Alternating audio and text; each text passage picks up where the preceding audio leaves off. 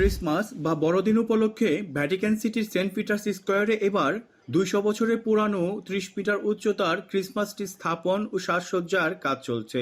ইতালির উত্তরাঞ্চলীয় ট্রেন্তুনো অঞ্চলের ভলদি লেদ্রোর জঙ্গল থেকে বিশেষ এই গাছটি আনতে 53,000-এর বেশি লোক একটি অনলাইন পিটিশনে স্বাক্ষর করে।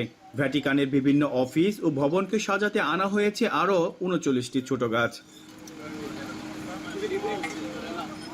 স্থানীয়দের পাশাপাশি বিদেশি পর্যটকদের মধ্যেও ছড়াতে শুরু করেছে ক্রিসমাসের আমেজ।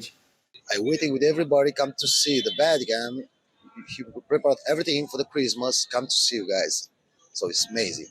Año del Santo Jubileo. Desde México, saludos. We're so excited for Christmas. Everybody have a Merry Christmas. Happy Christmas, Happy everybody. Christmas.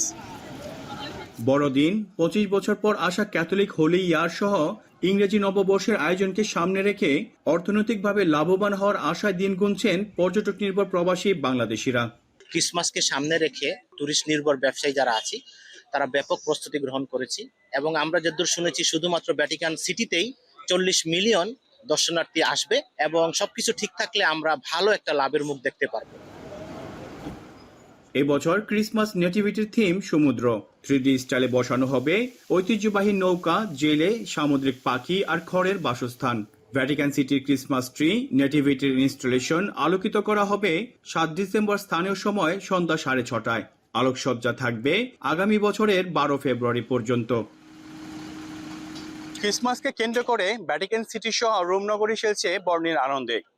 প্রবাসী বাংলাদেশি টুরিস্ট নির্ভর ব্যবসায়ীরা প্রত্যাশা করছেন এবার প্রচুর পরিমাণ টুরিস্ট আসবে এবং তাদের ব্যবসা ভালো হবে, বাড়বে রেমিটেন্স প্রবাহ। মনিরুজ্জামান মনির, এখন ভ্যাটিকান সিটি।